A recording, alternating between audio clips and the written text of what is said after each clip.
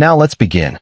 Walter Morton drove through the April rain, his rental car cutting through sheets of water on the highway. The true crime manuscript he'd been researching in Portland was done 3 days ahead of schedule, the result of a witness finally breaking their silence about a cold case from 1987. He'd called ahead to the hotel to cancel the rest of his reservation, eager to get home to Chicago. Home meant his daughter Emma, 8 years old with her mother's dark hair and his stubborn chin. Home meant his wife Diane, though lately that word felt heavier than it should. Home meant walking into a house where the air always felt slightly pressurized, as if a storm was perpetually about to break. Walter had been a prosecutor for 7 years before he'd burned out on the politics and the plea bargains that let guilty men walk. He'd started writing about the cases that haunted him, the ones where justice had slipped through bureaucratic fingers. His third book had hit the bestseller list. His fourth had gotten him on a few morning shows. His fifth, the one he'd just wrapped research on, was about a woman who'd murdered her elderly mother for inheritance money and almost gotten away with it. The irony wasn't lost on him. He'd met Diane 10 years ago at a fundraiser for the Cook County Public Defender's Office. She was a social worker then, passionate about family services, quick to laugh. Her mother Violet had been there too, dripping in jewelry that probably cost more than Walter's annual salary, watching her daughter with the intensity of a hawk tracking a field mouse. Even then, Walter had sensed something off in how Violet touched Diane's arm to correct her posture, how she interrupted her daughter mid-sentence to clarify what Diane really meant. But Diane had been worth it. They'd married within a year. Emma arrived 18 months later. Violet arrived right after, moving from her Gold Coast penthouse to a sprawling house in Oak Park, 15 minutes from their modest 3-bedroom ranch in Forest Park. To be closer to my granddaughter, she'd said, smiling that smile that never quite reached her eyes. Walter pulled into O'Hare's rental return lot and checked his phone. 7 missed calls from Diane, all from this afternoon. His stomach tightened. He called back. "Where are you?" Diane's voice was strained. "Just landed." "What's wrong?" "Nothing's wrong. Mom's birthday party is tonight, remember? I thought you weren't coming back until Sunday." Walter did the mental calculation. Saturday night. Violet's 60th birthday. Finished early. I'll head straight there. "Walter," Diane hesitated. "Maybe just come home instead. You're probably exhausted. It's your mother's birthday. I should be there." He kept his voice neutral, but he'd spent years reading witnesses in cross-examination. Diane didn't want him there. "Where's Emma?" "With Mom. She wanted to help set up." That familiar tightness returned to his chest. Emma at Violet's house, helping. He'd seen what that meant before, his daughter relegated to some corner, given tasks that would keep her quiet and invisible while Violet held court. "I'll be there in 40 minutes, Walter said. The drive from O'Hare to Oak Park took him through neighborhoods that shifted from working class to wealthy with the subtle inevitability of a rising tide. Violet's house sat on a corner lot, a brick colonial that had been featured in Architectural Digest the year after she'd bought it. Every room was perfect, museum quality, untouched by anything as messy as actual living. Cars lined both sides of the street. Walter counted at least 20 before he gave up. He parked 3 blocks away and walked back through the rain, his overnight bag slung over his shoulder. Through the tall windows, he could see the party in full swing. The first floor blazed with light, figures moving through the dining room and living room like actors on a stage. He recognized Violet's sister May, her brother Glenn, various cousins and friends from the country club. The kind of people who summered in Michigan and wintered in Scottsdale, who spoke in careful voices about property values and foundation boards. Walter had grown up in Cicero, son of a union electrician and a nurse. His father had died when Walter was 15, leaving his mother to work double shifts to keep their house. He'd paid for college with scholarships and student loans he'd only finished paying off 3 years ago. These people, Violet's people, had always treated him like he was tracking mud through their lives.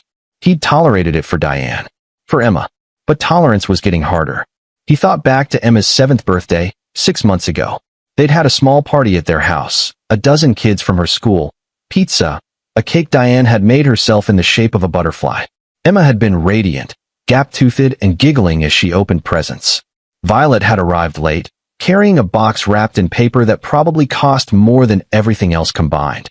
Inside was a porcelain doll in a glass case, the kind meant for display, not play.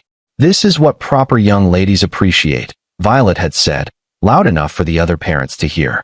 Not all these plastic toys. Emma had thanked her grandmother politely, the light in her eyes dimming just slightly. The doll now sat on a shelf in Emma's room, still in its case, never touched. Walter approached the front door. Through the sidelight window, he could see into the foyer, marble floors, a crystal chandelier, a round table with an enormous flower arrangement. The door was unlocked. He slipped inside, the sound of conversation and laughter washing over him. Simply don't understand why anyone would choose public school. That was May Brennan, Violet's younger sister, her voice carrying from the living room. The state of education in this country. Glenn Rowe, the brother, always ready with an opinion he'd gotten from whatever cable news he watched. Walter moved through the foyer, scanning for Emma. The dining room table was loaded with catered food, silver trays of shrimp, carved roast beef, enough champagne to float a boat. 40 people, maybe more, all dressed in cocktail attire. He'd come straight from the airport in jeans and a button-down. He didn't care. Diane was in the living room, talking to a couple he didn't recognize. She looked beautiful in a navy dress, her dark hair swept up, but there were tension lines around her eyes.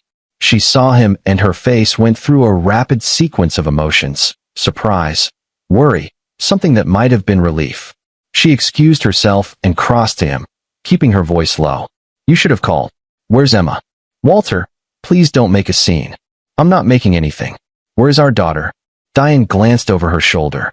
Violet was holding Cord in the corner, surrounded by admirers, wearing a cream-colored suit that probably cost what Walter made in a month. She hadn't seen him yet. She's helping in the kitchen, Diane said. Walter looked at his watch. 11:07 p.m. It's past her bedtime. Mom wanted her to help serve dessert. It's fine. But it wasn't fine. He could see it in Diane's eyes, the way she couldn't quite meet his gaze. She knew it wasn't fine, but she wouldn't say it, wouldn't contradict her mother, wouldn't risk Violet's displeasure. I'll get her, Walter said. Walter! But he was already moving toward the kitchen, his overnight bag still on his shoulder, tracking wet footprints across Violet's perfect floors. The kitchen was dark. That stopped him for a moment, standing in the doorway. Beyond, through the butler's pantry, he could see the bright lights of the main party. But here, the kitchen was dark except for a small light over the sink. And then he saw her. Emma stood on a wooden step stool in front of the sink, barely visible in the dimness. Her pink dress, the one Diane had bought her for the party, was soaked down the front. Her feet were bare. Her small hands moved in the soapy water, washing dish after dish from the pile beside her. She was crying. Not the loud crying of a tantrum, but the quiet, hopeless crying of a child who'd learned that making noise only made things worse. Walter's vision narrowed to a pinpoint. His pulse hammered in his ears. Every instinct he'd honed as a prosecutor, every skill he'd developed reading people and situations, focused to a laser point on his daughter standing in the dark, barefoot and crying, washing dishes while 40 people laughed and drank champagne 50 feet away. Emma, he said quietly. She jumped, nearly losing her balance on the stool. She turned, and in the dim light he could see her face, red-eyed, streaked with tears, terrified. Daddy, her voice cracked. You're not supposed to be here. He crossed to her in 3 strides, lifting her off the stool. She was shaking. Why are you in the dark, baby? Grandma said I'm not allowed inside until it's done. The words came out in a rush. She said I was clumsy and broke a glass and I had to wash all the dishes before I could come back to the party, but there's so many and my feet hurt, and I can't reach the shoe. He held her against his chest, feeling the dampness of her dress soak through his shirt. His daughter, his Emma, standing in the dark at 11 p.m., washing dishes, because Violet had decided she'd broken a glass. Something crystallized in Walter's mind, hard and sharp and absolutely clear. He'd spent 7 years as a prosecutor learning how to destroy people's lives legally. He'd spent the last 5 years documenting how people got away with cruelty when the system failed. He knew how to investigate, how to find leverage, how to build cases that left no room for escape. And he'd been tolerating this, making excuses, telling himself it wasn't that bad, that Diane would come around, that Emma would be fine. He'd been wrong. Take my hand, he said to Emma. She wiped her eyes. But Grandma said. I know what Grandma said. Take my hand. Emma's small fingers wrapped around his. Walter picked up his overnight bag with his other hand and walked back through the butler's pantry, through the kitchen door, into the bright chaos of the party. Conversation didn't stop immediately. People were still laughing, still talking. But a ripple of awareness spread through the room as Walter Morton walked through, his daughter beside him barefoot and crying. His face set in an expression that made people step back. He walked straight to where Violet stood, surrounded by her admirers. She saw him, and her smile froze. "Walter, you're back early." "Yes," he said. He was aware of the room growing quiet, 40 faces turning toward them. Diane was at the edge of his vision, her hand at her throat. Violet's eyes flicked to Emma, took in the wet dress and bare feet and tear-stained face. Something flickered in her expression, calculation, maybe concern about appearances. "Emma, sweetheart, why don't you go finish?" "No," Walter said. His voice was quiet, but it carried. "She's done." Violet's smile stayed in place, but her eyes went hard. "I don't think you understand the situation. Emma broke one of my Baccarat glasses. She needs to learn responsibility. She's 8. Old enough to be careful. Old enough to face consequences." Walter looked at his daughter's grandmother. This woman who'd spent 8 years undermining him, controlling Diane, treating Emma like a performing doll to be shown off or hidden depending on her mood. He thought about all the small cruelties, the criticisms disguised as concern, the way she'd slowly poisoned his marriage. He looked around the room at all these people, Violet's friends and family, the society she valued more than anything. And he said 6 words. "We are done with you, Violet." The room went absolutely silent. Violet's face drained of color. Her mouth opened, closed. "Excuse me. You heard me." Walter kept his voice level, conversational, the same tone he'd used in court when he had a witness exactly where he wanted them. "We're done. Emma, Diane and I. You'll never be alone with our daughter again. You'll never criticize my wife again. You'll never step foot in our house again. How dare you?" Violet's voice climbed. "This is my birthday party, in my house, and you made your 8-year-old granddaughter wash dishes in the dark. Alone. Barefoot. At 11 p.m. While you drank champagne with 40 people who think you're a pillar of the community." Walter looked around the room. Every face was frozen. "Everyone here now knows what kind of person you really are." May Brennan found her voice first. "Violet, is this true?" "Of course not," Violet said quickly. Emma volunteered to help. "She's being dramatic." "I found her crying in the dark," Walter said, standing on a stool because she couldn't reach the sink. "Tell them why, Violet. Tell them about the Baccarat glass." Violet's face flushed now, red creeping up from her collar. "She broke it. It was careless. I was teaching her. You were punishing a child." Walter picked up Emma, settling her on his hip. She buried her face in his shoulder. "In front of 40 guests, you send a child to the kitchen to wash dishes as punishment. You keep a stepstool in there. How many times have you done this before?" The question hung in the air. Walter could see it now, the calculation in people's eyes. Violet's sister, May, was looking at her differently. Glenn had stepped back. Even Violet's closest friends seemed uncertain. "Get out of my house," Violet hissed. "Gladly." Walter turned to Diane. She stood frozen, her face pale. "Diane, we're leaving." His wife looked between him and her mother. For a long moment, Walter thought she might choose Violet. 33 years of conditioning, of being told what to think and how to feel, of having her mother's approval be the thing she craved most. Then Diane walked across the room and took Emma from his arms. "I'll drive them," she said quietly. "You follow us home." They walked out together, leaving Violet standing in her perfect living room, her perfect party, her face white with rage and humiliation. As Walter reached his rental car 3 blocks away, his phone buzzed. A text from a number he didn't recognize. "This isn't over. My lawyer will be in touch." Walter looked at the message and smiled without humor. He'd spent 7 years as a prosecutor. He'd written 5 books about people who'd gotten away with terrible things because no one bothered to dig deep enough. Violet Holland had no idea what she'd just started. The house in Forest Park felt different when Walter walked in 40 minutes later. The lights were on in the living room, and he could hear voices from upstairs, Diane getting Emma ready for bed. He dropped his overnight bag by the door and stood in the hallway, letting the adrenaline drain out of his system. His hands were shaking slightly.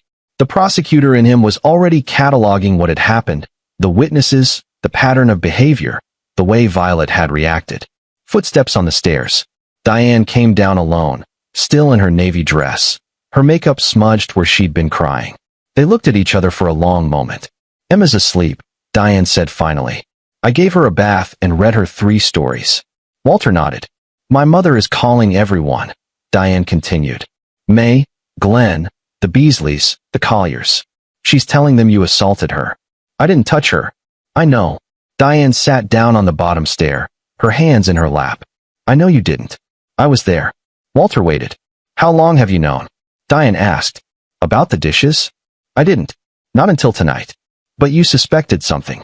He thought about the way Emma had started flinching when Violet called. The way his daughter had become quieter over the past year, more careful. Yes. Diane was quiet for a long moment. When she spoke again, her voice was small. I let it happen. Diane. No, I did. I saw things and I told myself they weren't that bad. That Mom was just particular. That Emma needed to learn discipline. She looked up at him, tears streaming down her face. I let my mother hurt our daughter because I was too scared to stand up to her. Walter sat down beside her on the step. We're standing up now. She'll fight. You don't know her like I do. She'll use everything. Lawyers, money, connections. She'll try to take Emma. She'll destroy us if she can. Let her try. Diane turned to look at him. You have a plan. It wasn't a question. She knew him well enough to read the calculation in his eyes. I have the beginning of one, Walter said. Your mother made a mistake tonight. She humiliated herself in front of 40 witnesses. People saw what she did. But that's just the surface. What do you mean? People like Violet don't suddenly start being cruel. There's a history, a pattern. He'd seen it in dozens of cases. Abusers always had a trail, if you knew where to look. Your mother has been doing this kind of thing for a long time. We just need to find the proof. And then what? Walter thought about the text message, Violet's threat of lawyers. Then we make sure she can never hurt Emma again. Or you. Or anyone. Diane was quiet.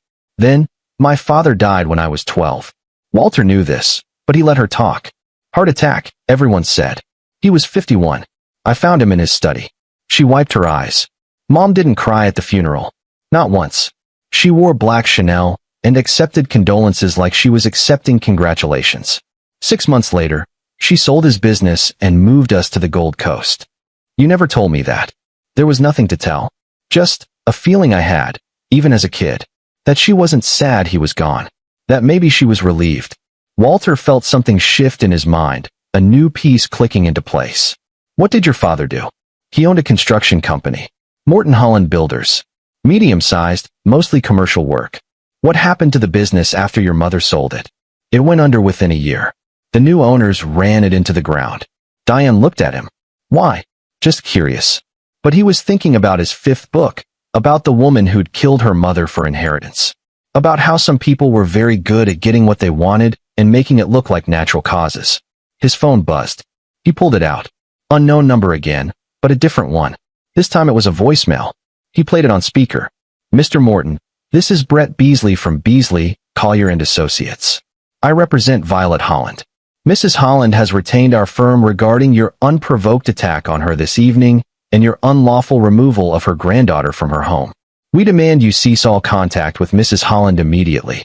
Any further harassment will result in legal action including, but not limited to restraining orders and custody proceedings. Call my office first thing Monday morning. The voicemail ended. Walter checked the timestamp. The lawyer had called 43 minutes ago. Jesus, Diane whispered. Walter's phone buzzed again. Another voicemail. Then another. He watched as the notifications piled up, 12 voicemails in the last hour, all from the same number. He played one at random. Brett Beasley's voice, angrier now. Mr. Morton, I've left multiple messages. Your refusal to respond is noted. Mrs. Holland is prepared to file an emergency custody motion if necessary. Call me immediately.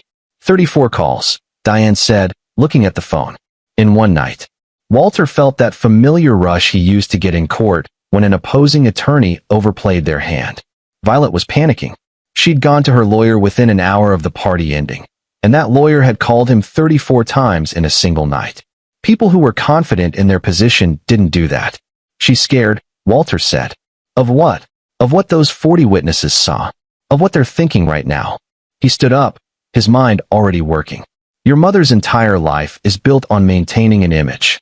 Tonight, I cracked that image. And she knows it. Diane stood too, wrapping her arms around herself. What are you going to do? Walter thought about Emma upstairs, finally safe. He thought about Diane, beginning to see her mother clearly for the first time.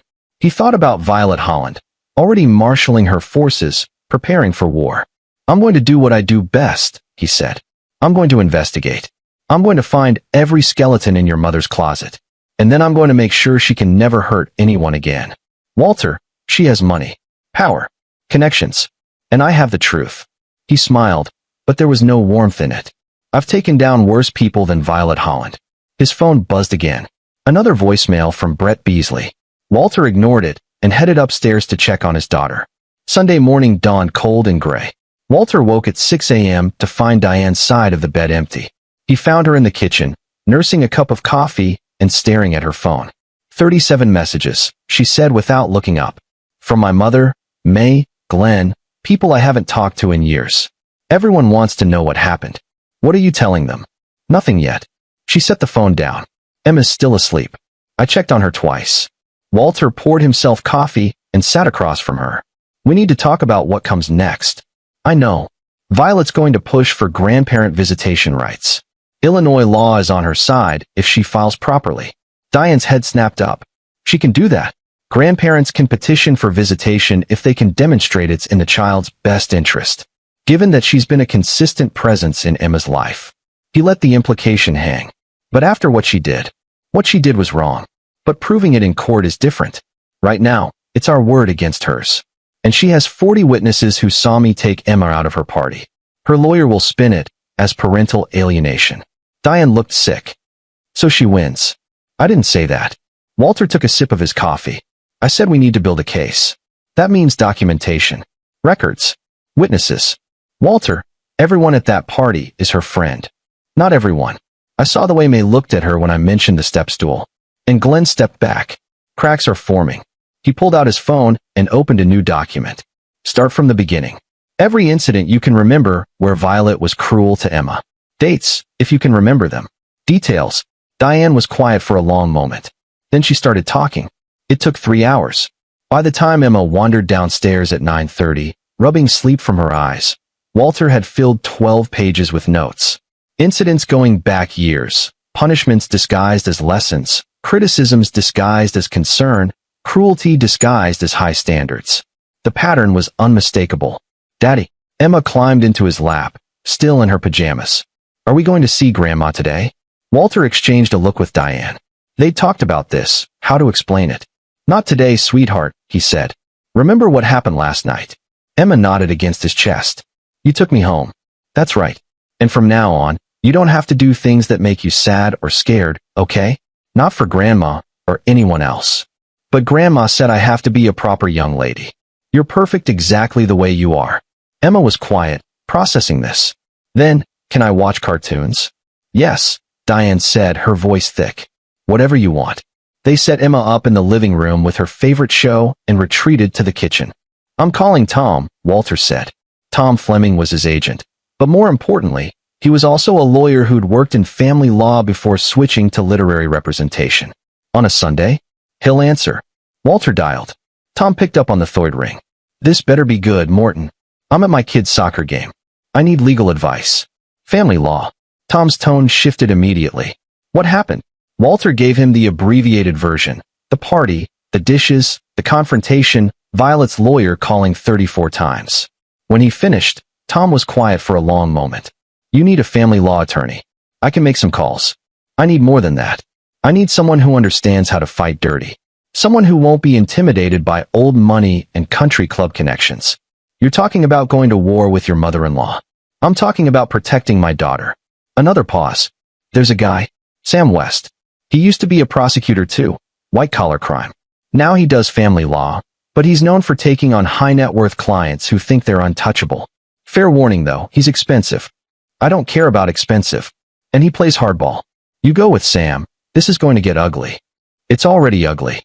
Violet made it ugly the first time she put my daughter on a step stool in a dark kitchen. All right. I'll text you his number. But Walter? Be sure. Once you start this, there's no going back. Walter looked through the kitchen doorway at Emma, laughing at something on TV. I'm sure. He hung up and immediately called the number Tom sent. It went to voicemail. He left a message explaining the situation and asking for an emergency consultation. 15 minutes later, his phone rang. Mr. Morton? This is Sam West. Tom Fleming gave me the quick version. I need to hear it from you. Walter went through it again, more details this time. When he finished, Sam was quiet. How many times did this lawyer call you? Sam asked. 34 in 6 hours. That's harassment. Especially since he had no basis for emergency custody claims. Sam's voice was sharp, analytical. Here's what's going to happen. Violet's lawyer will file for grandparent visitation. He'll paint you as an unfit parent who's alienating a loving grandmother. He'll have character witnesses, probably some story about how you were unstable at the party. I wasn't unstable. Doesn't matter. It's about the narrative. But here's the thing, 34 calls. That's desperation. And desperation means weakness. A pause. I'll take your case. But I need you to understand something. We're not just fighting for visitation rights. We're going after full termination of grandparent rights. We're going to make it so Violet Holland can't come within 100 yards of your daughter. How? By proving she's abusive.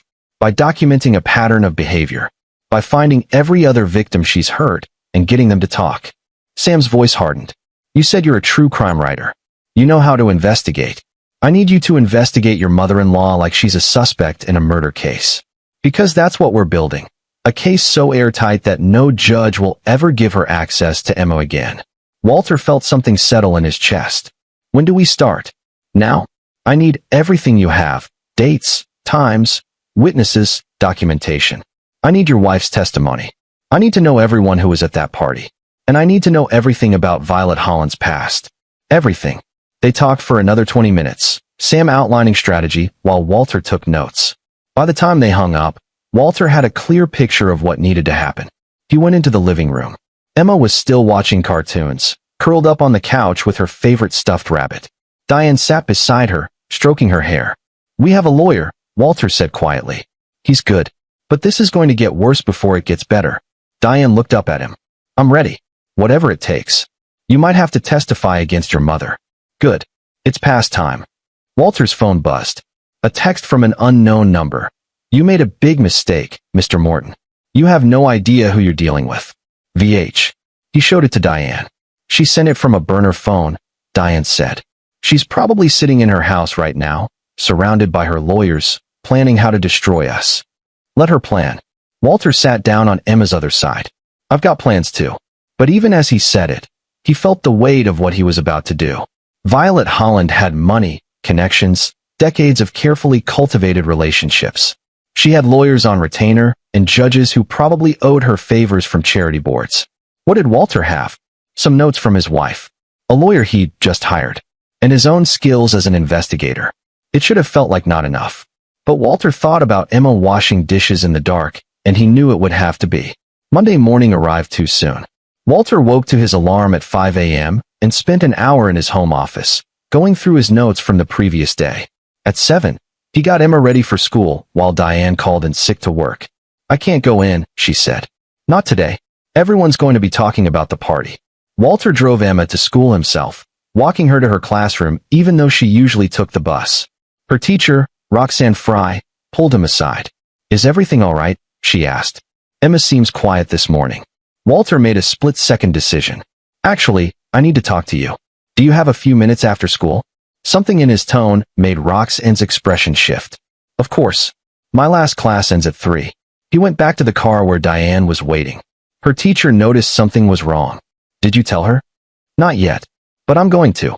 He started driving toward Oak Park, toward Violet's neighborhood. We need witnesses. People who've seen how Violet treats Emma. Teachers are mandatory reporters. If Roxanne has noticed anything. Walter, that's going to make this even worse. It's already worse. Violet's lawyer called me 34 times. She sent threatening texts. She's not backing down, so neither are we. They parked a block away from Violet's house. The neighborhood was quiet on a Monday morning, most people already at work. Walter got out and started walking. What are you doing? Diane asked, knocking on doors. The first house belonged to an elderly couple, the Montgomerys. Walter introduced himself as Violet's son-in-law and asked if they'd noticed anything unusual about Emma's visits. Mrs. Montgomery hesitated, glancing at her husband. It's not really our business. Please, Walter said. This is about my daughter's safety. Well, Mrs. Montgomery said slowly. There was one time, maybe 2 months ago. I was in my garden, and I heard crying from Violet's backyard. When I looked over the fence, Emma was sitting on the ground by herself. It was nearly dark. I called over, asked if she was all right, and Violet came out and said Emma was in timeout for being rude. How long was she out there? At least an hour. I kept checking. It was nearly freezing that night. Walter wrote it down, thanked them, and moved to the next house. The pattern emerged over the next 3 hours. 8 neighbors, 6 of whom had noticed something troubling. Emma left outside in the cold, Emma crying in the yard, Emma looking frightened when Violet called for her. None of them had reported it. It's not really our place, they all said. Violet's very respected in the neighborhood. By 11 a.m., Walter had written statements from 5 neighbors. It wasn't enough to prove abuse, but it was a pattern. His phone rang. Sam West. I filed a motion this morning, Sam said without preamble. Protection order against Violet Holland. Temporary, pending a full hearing. No contact with Emma. No contact with you or Diane except through lawyers. Will it stick? The judge granted it based on the party incident and the harassment calls. We have a hearing in 2 weeks. That's when things get interesting. A pause. I also heard from Brett Beasley. Violet's filing for emergency grandparent visitation. She claims you're alienating her from her granddaughter without cause. We expected that.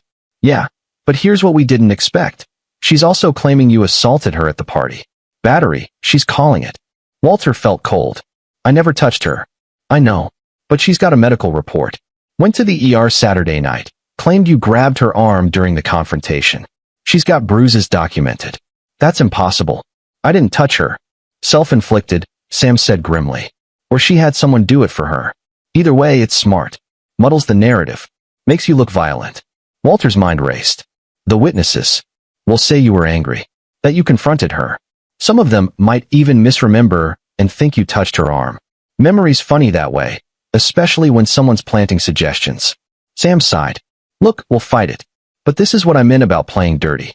Violet's not just fighting for visitation. She's trying to destroy your credibility. After they hung up, Walter sat in the car with Diane, both of them processing. She really claims you hit her? Diane said. She went to the hospital and got it documented. Probably right after we left. Walter looked at his wife. This is who your mother is. She's willing to lie about assault to win. Diane's face was pale. What do? We find the truth about her. All of it. He started the car. Your father's death. The business. Everything.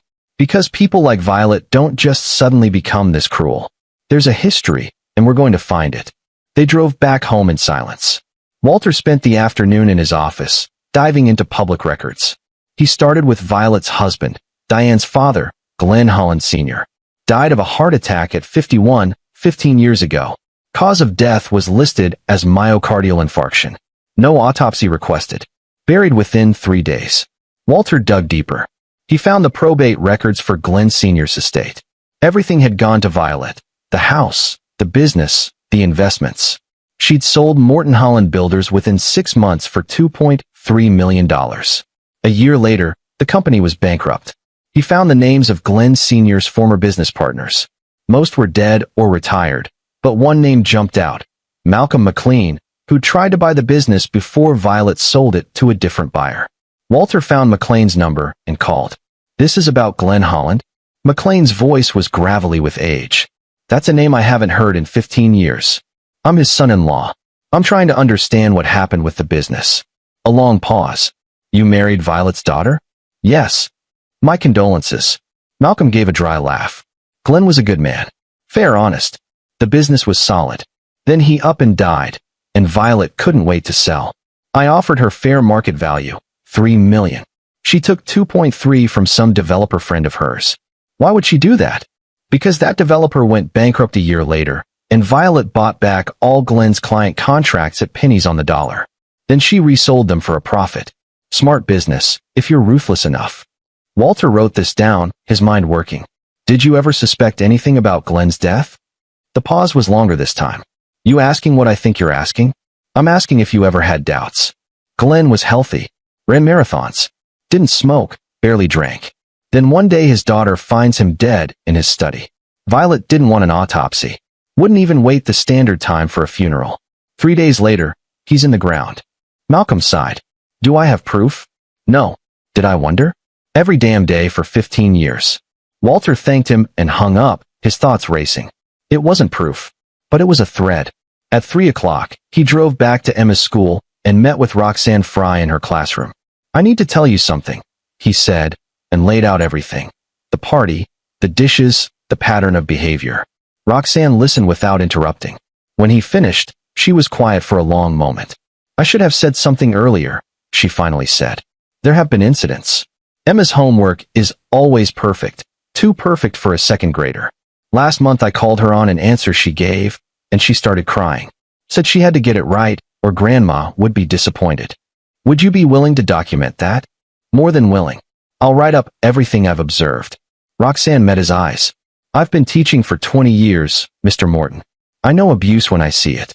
I didn't realize it was that bad. It's worse than bad, Walter said. And I'm going to prove it. He drove home with Roxanne's promise to send him a full written statement by the end of the week. When he got back, Diane was on the phone with her Aunt May. I don't care what Mom told you, Diane was saying. I was there. I saw Emma crying. No. You listen. She looked up as Walter came in, her expression frustrated. May, I have to go. She hung up. May thinks I'm overreacting.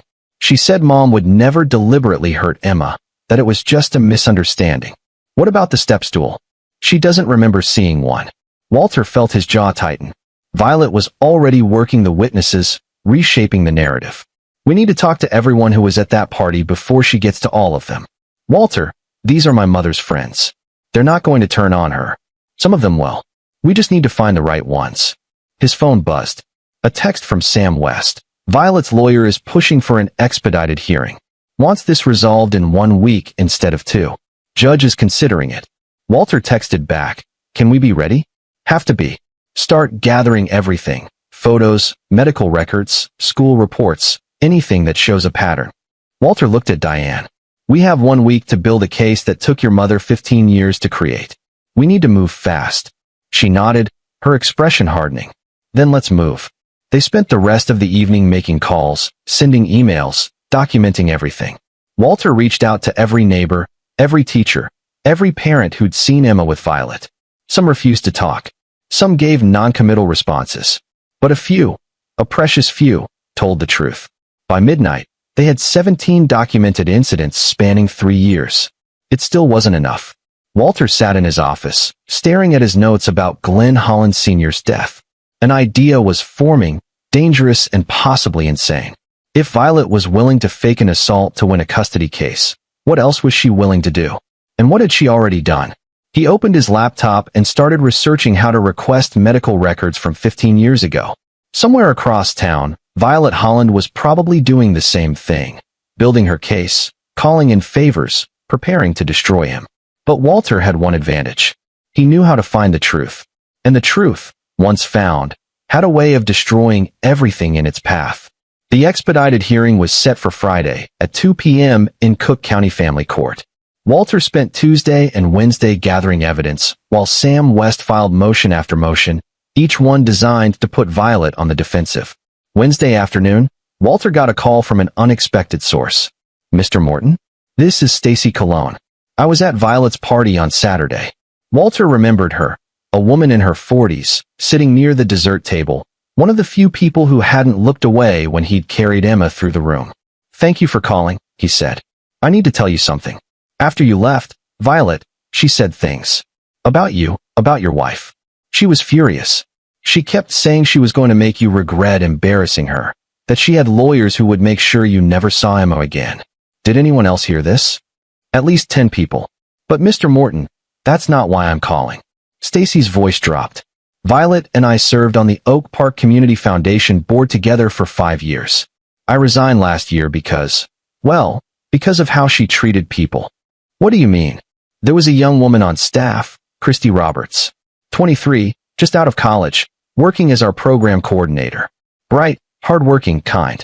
Violet made her life hell. Criticized everything she did, humiliated her in meetings, made her cry. Walter wrote the name down. Is Christy still with the foundation? No. She quit 6 months ago.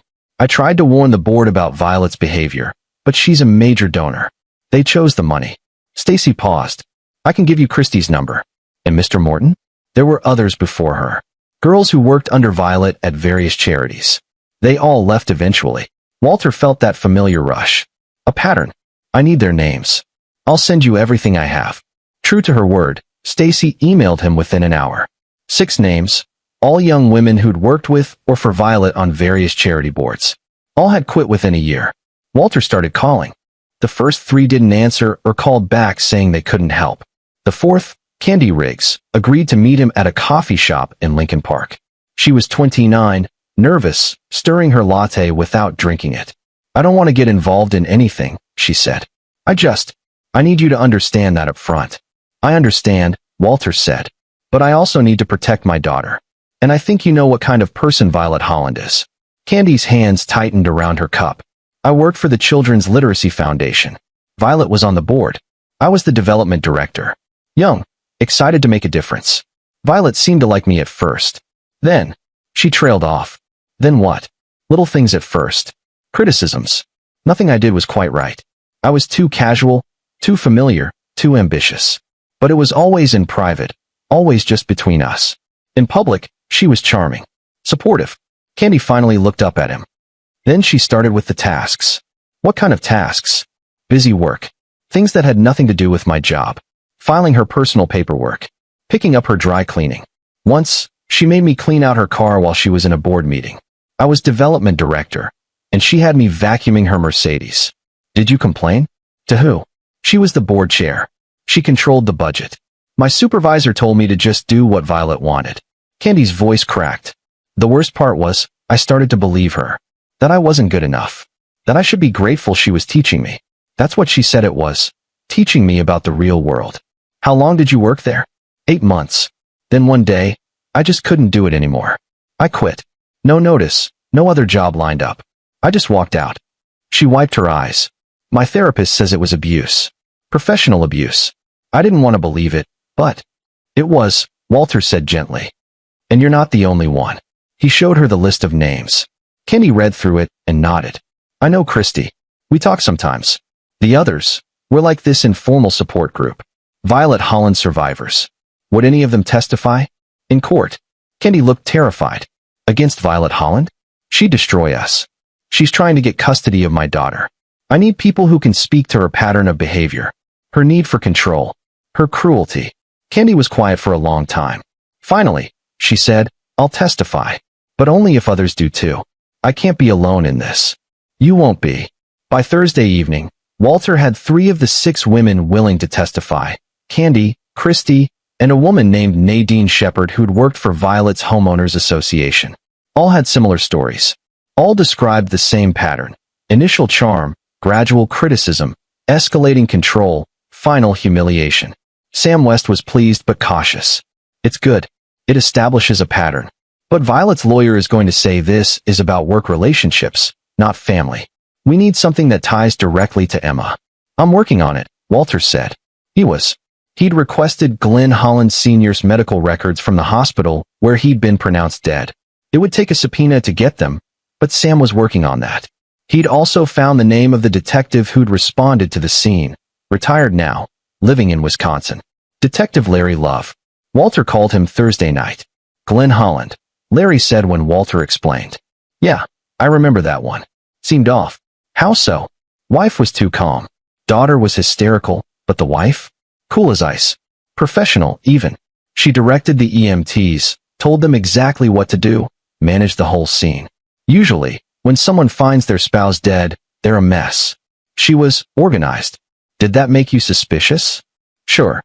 But the medical examiner ruled it a heart attack. No signs of trauma. No reason to suspect foul play. Larry paused. You think different? I think Violet Holland is capable of a lot more than people realize. She got a motive?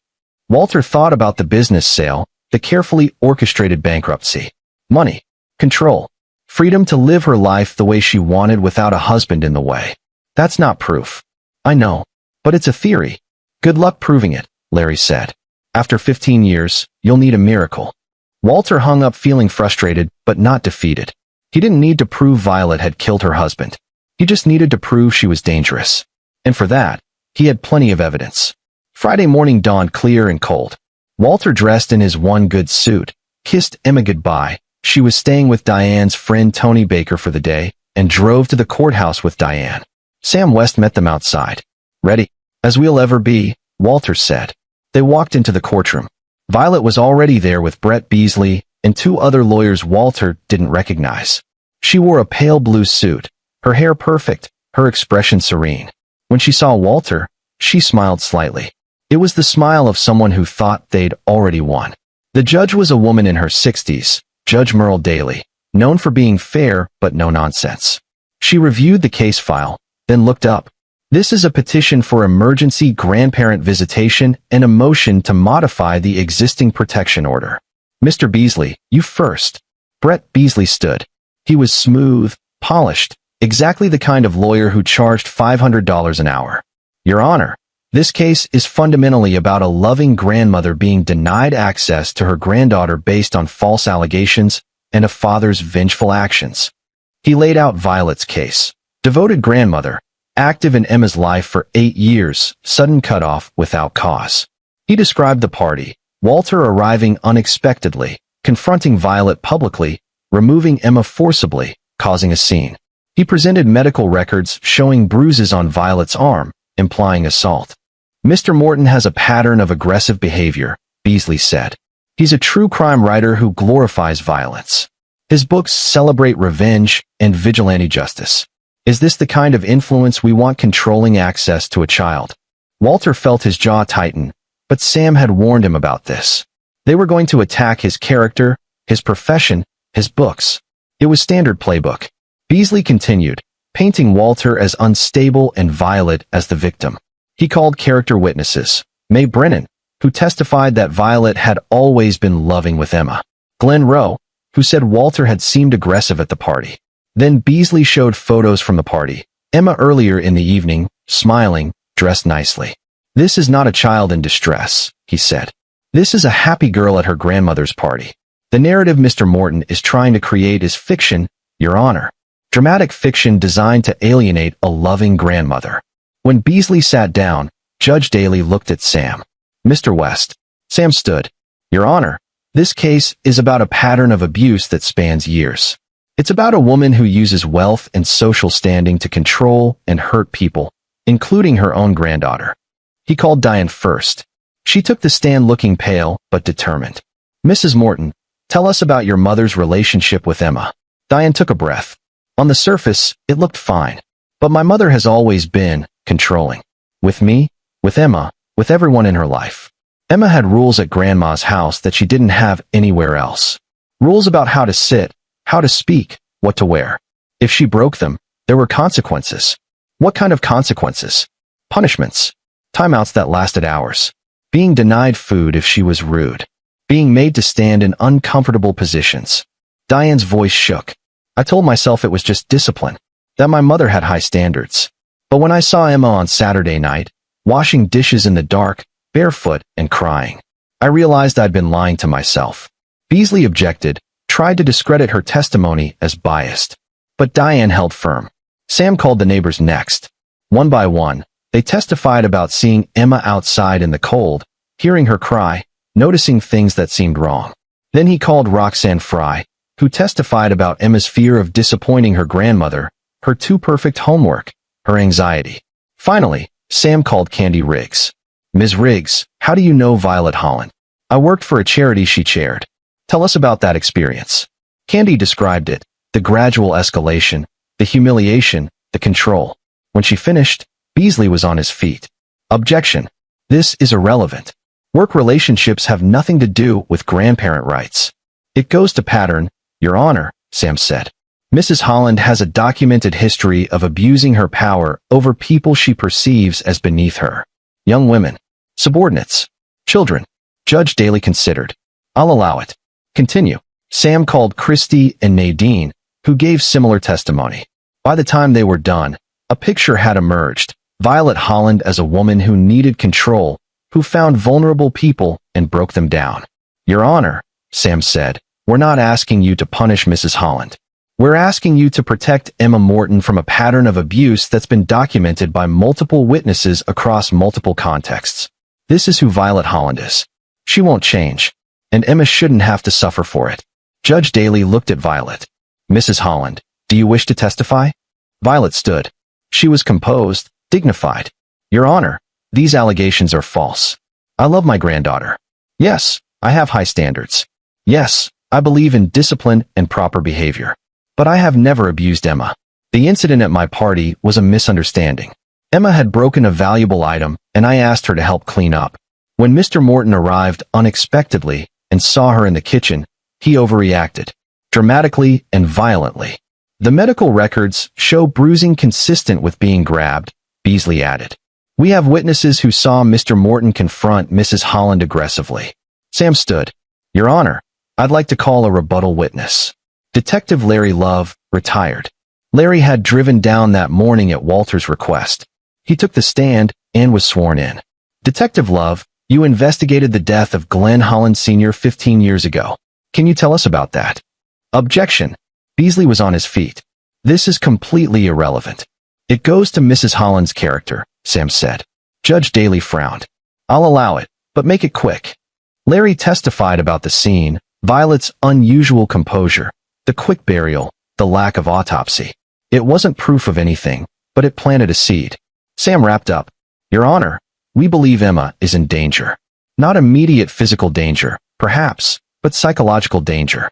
Violet Holland is a master manipulator who has hurt everyone she's had power over.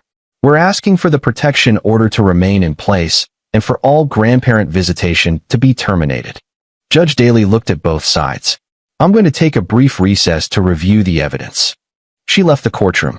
Walter sat with Diane and Sam, waiting. Violet sat across the aisle, perfectly still, her face unreadable. 20 minutes later, Judge Daly returned. "I've reviewed the testimony and evidence," she said. "This is a difficult case. On one hand, grandparent rights are important. On the other, the evidence of a pattern of controlling and harmful behavior is concerning." Walter's heart hammered.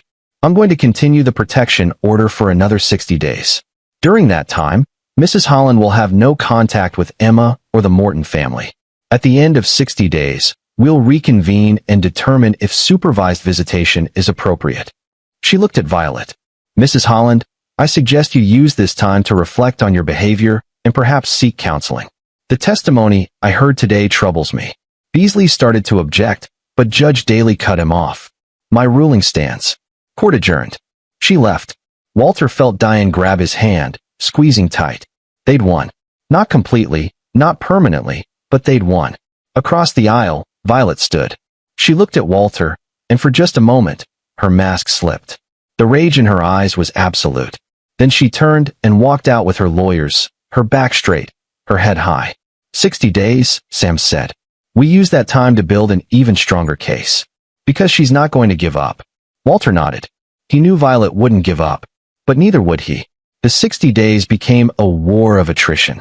Violet filed motion after motion, appeals, requests for expedited review, complaints against Sam for misconduct. Each one was denied, but each one cost time and money. Walter kept investigating. He interviewed more of Violet's victims, women who'd worked for her, neighbors who'd dealt with her, even a former housekeeper who'd quit after 6 months. The pattern was consistent. Violet targeted people she perceived as weak or beneath her. She built them up initially, then tore them down systematically. Some broke completely. Others, like the ones willing to testify, survived but carried the scars. Walter also kept digging into Glenn Holland Sr.'s death. He couldn't get the medical records without a court order, but he found something else: Glenn's life insurance policy. $2 million, paid out to Violet within 3 months of his death. And he found something else too. Glenn had updated his will 6 months before he died. In the original will, everything went to Violet. In the updated version, he'd created a trust for Diane that Violet couldn't touch. He'd also reduced her control over the business. Violet had never filed the updated will. She'd used the original, giving her complete control. It wasn't proof of murder, but it was motive. Walter compiled everything into a report and gave it to Sam, who filed it as supplementary evidence for the next hearing. Meanwhile, Emma was thriving. Without Violet's shadow, she'd become lighter, happier. She laughed more. Her homework was still good, but no longer perfect. Diane was healing too, seeing a therapist, working through years of manipulation. But Walter could feel the countdown. 50 days. 40. 30. Violet was quiet, which made him nervous. People like her didn't go quiet unless they were planning something. 20 days before the hearing, Walter's phone rang. Unknown number. Mr. Morton? This is Pablo Holden. I was Glenn Holland's business partner. Walter's pulse quickened. How can I help you? You've been asking questions about Glenn's death. I think we should meet. They met at a diner in Naperville, far from Oak Park. Pablo was in his 70s, white-haired and tired-looking. I should have said something years ago, he began. But I was scared. Violet's a powerful woman. Tell me now. Pablo pulled out an old folder. 2 months before Glenn died, he came to me. Said he was worried about Violet. Said she'd been asking questions about the business finances, about his health, about his life insurance. He thought she was planning something. Did he tell anyone else? No. He thought he was being paranoid. Then he updated his will, made sure Diane would be taken care of. He was going to leave Violet, file for divorce. Pablo's hands shook as he opened the folder. This is a letter he wrote me, dated a week before he died. Read it. Walter read. Pablo, if you're reading this, something's happened to me. I don't want to believe Violet capable of harm, but I can't ignore the signs. She's been researching heart conditions, asking my doctor questions about symptoms, inquiring about my medication. Last week, I found a bottle of pills in her bathroom cabinet, not prescribed to either of us. I've changed my will. Diane is protected. If I die suddenly, please make sure the new will is filed. And please, look into my death. I know this sounds paranoid, but I know my wife. She's capable of things I never wanted to believe. Glenn. Walter looked up. Did you investigate? I tried. But by the time I got the letter, Glenn had been dead for 4 days. Violet had already buried him, settled the estate with the old will. I went to the police, but without proof. Pablo shrugged helplessly. I was just a grieving business partner with a conspiracy theory. This letter is evidence. Of what? Glenn's paranoia? There's no proof she did anything. The me-ruled heart attack. Case closed. Walter photographed the letter with his phone. Can I keep this? Take it. I've been carrying this guilt for 15 years. Maybe you can do something with it. Walter left the diner with the letter and a renewed sense of purpose. He called Sam immediately. We can't prove murder, Sam said after Walter explained. But we can show consciousness of guilt. The hidden will, the updated trust, Glenn's concerns. It paints a picture. Will it be enough? For criminal charges? No. For establishing that Violet is dangerous and manipulative? Maybe. 3 days before the hearing, Walter got a call from Stacy Colon, the woman from the party who'd testified. Mr. Morton, I need to tell you something. Violet came to see me yesterday. Walter's blood ran cold. Did she threaten you? Not directly. She was very polite. Said she understood I'd been confused at the hearing, that she hoped I'd remember things more clearly next time. Then she mentioned that my husband's company does business with several of her foundation partners. Stacy's voice shook. She didn't say it outright, but the message was clear. Change my testimony, or she'll destroy my husband's business. Are you going to change it? A long pause. No, because I remember something else now. Something I didn't think about during the first hearing. What? At the party, after you left, Violet was talking to her sister May. I overheard them in the powder room. May was upset about what happened with Emma. Violet said, and I quote, that child needs to learn her place. Just like Diane learned hers. Just like Glenn learned his. Walter felt something click into place. Will you testify to that? Yes. And I saved the recording. What recording? I was in the next stall. I started recording on my phone when I realized what they were talking about. I have the whole conversation. Walter could have kissed her. Send it to me. Now.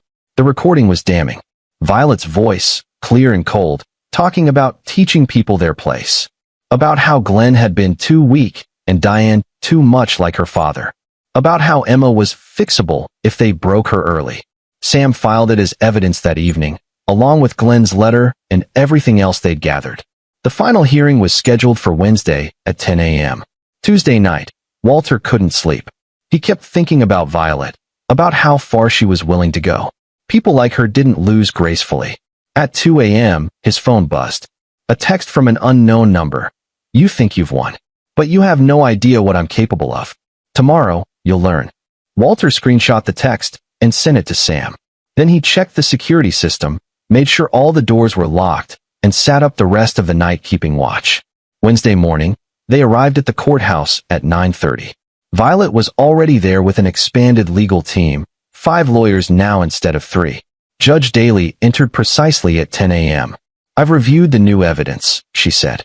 "Mr. Beasley, does your client wish to respond to the recording presented by Mr. West?" Beasley stood, but for the first time, he looked uncertain. "Your Honor, that recording was obtained without Mrs. Holland's knowledge or consent. We move to have it excluded." "Illinois is a one-party consent state," Sam said. "The recording is admissible." Judge Daly nodded. "I'll allow it. Mrs. Holland, I've heard you on that recording talking about breaking your granddaughter. I've read testimony from multiple witnesses about a pattern of abusive behavior. I've seen evidence suggesting possible marital misconduct." She looked directly at Violet. "Do you have anything to say?" Violet stood. For the first time, Walter saw cracks in her composure. Her hands trembled slightly. Her voice, when she spoke, was tight. "Your Honor, I've been a pillar of this community for 30 years. I've served on boards, donated millions to charity, raised my daughter to be a productive member of society. These allegations are baseless attacks from a son-in-law who resents my success and wants to alienate my granddaughter from me." "The recording speaks for itself," Judge Daly said. "As does the testimony. As does the evidence of your late husband's concerns about you." "Hearsay and speculation," Beasley interjected. "Perhaps, but enough to establish a pattern." Judge Daly looked at her notes. "I'm prepared to rule." Walter held his breath. "Based on the evidence presented, I'm terminating all grandparent visitation rights for Violet Holland with regard to Emma Morton. The protection order is made permanent. Mrs. Holland is to have no contact with Emma, directly or indirectly, for the remainder of the child's minority." Violet went white. "Furthermore," Judge Daly continued, "I'm referring this case to the Illinois Department of Children and Family Services for further investigation into the allegations of abuse. And I'm recommending that the state's attorney review the evidence regarding Glenn Holland's death." "Your Honor, you can't," Beasley started. "I can and I have. My ruling is final." Court adjourned. The gavel came down. For a long moment, no one moved. Then Violet stood. She looked at Walter across the courtroom, and her face was a mask of pure hatred. "This isn't over," she said, her voice carrying in the silent room. "Yes, it is," Walter replied. Violet turned and walked out, her lawyers scrambling after her. Diane was crying, clutching Walter's arm. Sam was packing up his briefcase, looking satisfied. "She'll appeal," Sam said. "But she won't win. The evidence is too strong." "What about the criminal investigation?" Walter asked. "Long shot. Glenn's been dead for 15 years. But if the state's attorney finds anything..." Sam shrugged. "At minimum, it'll keep her busy. At best, there might be justice." They left the courthouse into bright May sunshine. Emma was waiting with Tony at a park across the street. When she saw them, she came running. "Did you win, Daddy?" Walter picked her up, held her close. "Yes, baby. We won." 3 weeks later, the Illinois Department of Children and Family Services completed their investigation. They found evidence of emotional abuse and recommended no contact between Violet and Emma. The report was scathing, documenting years of manipulation, control, and cruelty. The state's attorney opened an investigation into Glenn Holland's death. They exhumed his body and found elevated levels of digoxin, a heart medication he'd never been prescribed. The investigation was ongoing, but the implication was clear. Violet's world began to crumble. The Oak Park Community Foundation quietly asked for her resignation. 3 other boards followed suit. Her society friends stopped calling. The invitations dried up. She hired more lawyers, filed more appeals, made more threats. None of it worked. 6 months after the hearing, Walter got a call from Detective Love. "They're charging her," he said. "Murder in the first degree for Glenn Holland. The digoxin, the updated will, the life insurance. It's enough. Will it stick?" "Prosecutors think so. She's looking at 25 to life." Walter felt something settle in his chest. Not quite satisfaction, but close. "Thank you for calling," he said. He hung up and went to find Diane. She was in the backyard with Emma, watching their daughter play. "They're charging your mother," he said quietly. Diane was silent for a long moment. Then, good. Emma called for them to watch her cartwheel. They both clapped and cheered. That night, after Emma was asleep, Walter and Diane sat on their porch with glasses of wine. Do you think she'll be convicted? Diane asked. I don't know. But either way, she can't hurt Emma anymore. That's what matters. I keep thinking about all the years I let her control me. All the times I should have stood up. You stood up when it mattered. Diane leaned against him. We both did. They sat in comfortable silence, watching fireflies dance in the summer darkness. Walter's phone buzzed one last time. A message from Sam. Violet's bail was denied. She's in Cook County Jail awaiting trial. Thought you'd want to know. Walter deleted the message and set his phone aside. It was over. Not perfectly, not neatly, but over. Violet Holland would face justice, either in prison or in the court of public opinion that had already convicted her. Either way, she'd lost everything she valued. Her reputation, her power, her control. And Emma was safe, happy, free. In the end, that was all that mattered. Inside the house, Emma stirred in her sleep. Walter heard her settle again, her breathing deep and peaceful.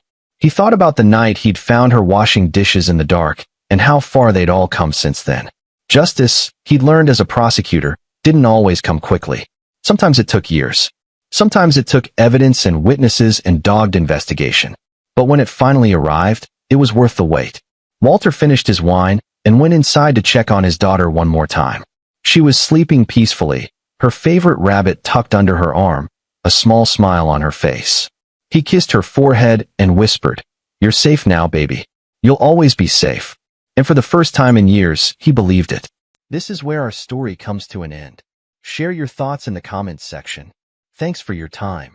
If you enjoy this story, please subscribe to this channel. Click on the video you see on the screen, and I will see you there.